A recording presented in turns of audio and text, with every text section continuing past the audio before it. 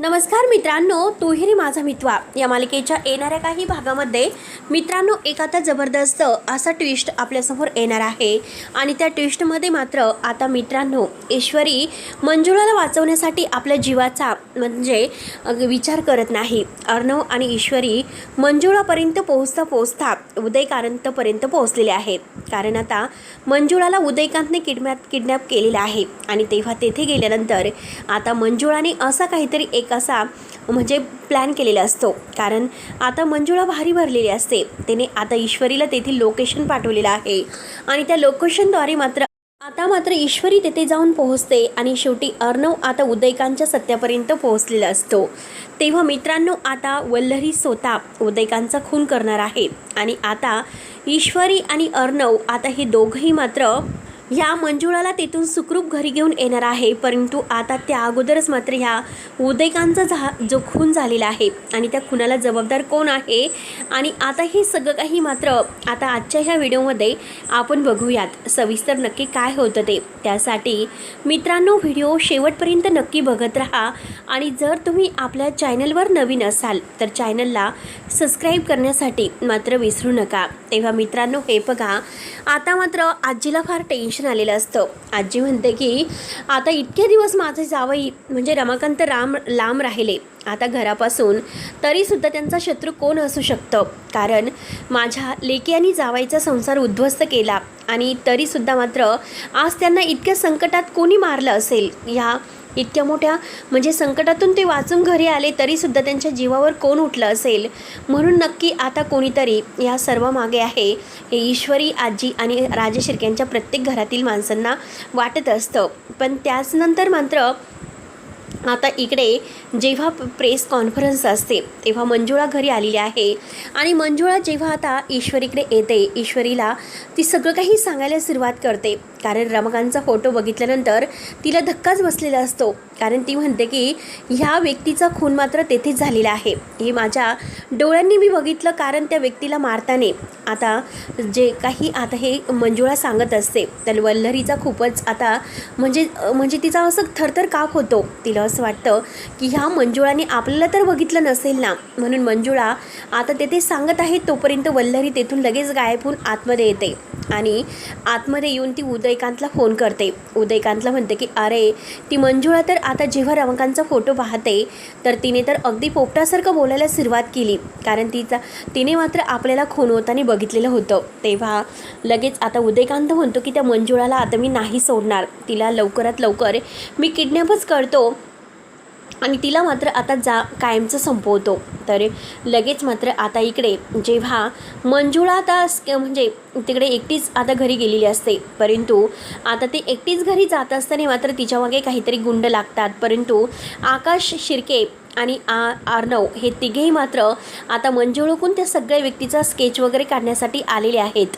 आणि आता जेव्हा मंजुळा त्यांच्यासमोर किडनॅप होत असते तेव्हा मात्र आता मंजुळाला हे घेऊन जात आहे. मंजुळाला मात्र वाचवण्यासाठी अर्णव 2 हात करतो, त्या गुंडांना मारण्याचा प्रयत्न करतो. परंतु त्या गुंडांनी मात्र आता लगेच ह्या मंजुळाला किडनॅप केलेलं असतं, तिला गाडीमध्ये टाकलेलं असतं. पण अर्णव आणि आकाश हे सगळेजण मात्र तिघेही त्या गाडीचा पाठलाग करत त्याच्या मागे जाऊन पोहोचतात.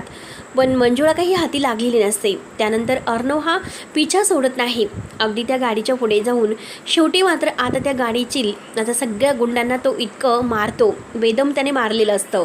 प्रत्येक गुंडांची धुलाई केलेली असते आणि तेवढ्यात आता आकाश आणि शिर्के हे मात्र आता मंजुळाला सुखरूप आपल्या ताब्यामध्ये घेतात. परंतु तरीसुद्धा मात्र त्याच वेळेस तेथे आता हा उदयकांत आलेला आहे.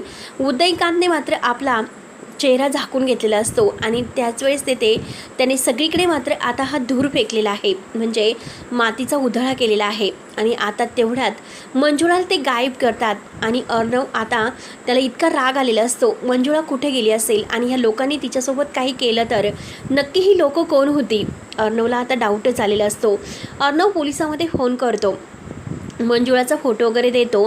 पण मंजुळा अशी चालाक असते, तिचा मोबाईल तिने लपवलेला असतो आणि तिचा मोबाईल तिने लपवलेला आहे ती काही गुंडांना कळून देत नाही. त्यामुळे मात्र आता हे उदयकांत आहे तर ते मंजुळाला म्हणजे त्रास देत असतात. तुला सोडणार नाही, तू जर तोंड उघडलं ना तर आम्ही तुला सोडणार नाही. मंजुळा घाबरणारी नसते. मंजुळा म्हणते की कोण आहात तुम्ही, मला सोडून द्या. आणि जेव्हा उदयकांत समोर येतो तेव्हा मंजुळा म्हणते की हा तर तोच माणूस आहे की अर्णव सरांच्या बाबाला तू मारलं. आता मी म्हणजे सांगितल्याशिवाय राहणार नाही. एक ना एक दिवस तुझ्या पापाचा घडा भरेल. तू मात्र इतक्या देव माणसाला मारलं. आता उदयकांत लगेच तिच्याजवळ येतो आणि सनकनी तिच्या कानामागे ठेवून देतो आणि ह्या मुलीला सोडायचं नाही, हिचे चांगले हाल करायचे. म्हणून मात्र आता ते तिला बांधून ठेवतात. पण मंजुळा चलक असते. जेव्हा मात्र आता उदयकांतला दारू प्यायची असते, उदयकांत आपल्या गुंडांना म्हणतो की हिच्यावर लक्ष ठेवा. ते गुंडसुद्धा मात्र आता नादी लागतात दारू पिण्याच्या. पत्त्यांचा डाव रंगलेला असतो आणि तेवढ्यात मंजुळा मात्र आता जो आपला मोबाईल आहे तो मोबाईल काढते आणि बरोबर मात्र आता ईश्वरीच्या मोबाईलवर ते लोकेशन पाठवून देते. इकडे अर्णव हे सगळेजण टेन्शनमध्ये आलेले असतात की मंजुळाच्या बाबतीत काय झालं असेल. मंजुळाचा काही पत्ता नाही. पोलीस मात्र आता मंजुळापर्यंत कसे पोहोचतील, तिला कसे शोधतील, हाच प्रश्न राजा शर्केंच्या घरामध्ये उभा राहिलेला असतो. आता मामीला अगदी काळजी लागलेली असते की ह्या उदयकांचा फोन केव्हा येतो. मामी वाटच बघून असते. तर इकडे मात्र मंजुळाचा जो काही मेसेज आहे तर तो मेसेज मात्र ईश्वरी पाहते. ईश्वरीला तो मेसेज बघता क्षणी ईश्वरी धावतच अर्णव सरांकडे येते आणि अर्णवला तो मेसेज पाहते. परंतु देवकृपेने मात्र मामी रूममध्ये असते. तिला उदयकांशी बोलायचं असतं आणि तिच्यापर्यंत ही खबर काही पोहोचत नाही की मंजुळाने लोकेशन पाठवलेलं आहे म्हणून. आणि त्याचनंतर आता जेव्हा ते लोकेशन पाहिलेलं आहे तेव्हा ईश्वरी म्हणते की हे बघा, जे करायचं आहे तर ते आपल्याला अगदी सावधगिरीने करायचं आहे. कारण आता पर्यंत जे काही झालेलं आहे ती प्रत्येक गोष्ट आता ही माहिती झाल्यामुळे मंजुळाच्या जीवाला एक खूप मोठा धोका निर्माण झालेला आहे. त्यामुळे आता आपल्याला जे करण्याचं आहे तर ते कुणाला न सांगता मंजुळापर्यंत कसं पोहोचायचं हे अर्णव आणि ईश्वरी ठरवतात. प्रेस कॉन्फरन्सची अगदी छान अगदी झालेली असते आणि ईश्वरी आणि अर्णव रात्रीतूनच मात्र आता मंजुळापर्यंत पोहोचायचा प्रयत्न करतात. पोलिसांना इन्फॉर्म त्यांनी सांगितलेलं असतं, माहिती दिलेली असते आणि पोलीससुद्धा तेथे येऊन पोहोचणार असते. आणि त्याच वेळेस आता मंजुळाला सोडवण्यासाठी अर्णव ईश्वरी अगदी आपल्या जीवाचा विचार न करता तेथे आलेले आहेत. गुपचूप आता त्या आड्यावर उदयकांतच्या शिरतात आणि तेवढ्याच समोर बघतात ते काय, उदयकांत दारूच्या नशेत असतो आणि तो दारूच्या नशेत मात्र खूप काही बडबड करत असतो. तेव्हा ईश्वरीला धक्का बसतो. ईश्वरी म्हणते की अहो, हे तर तुमचे काका आहेत उदयकांत.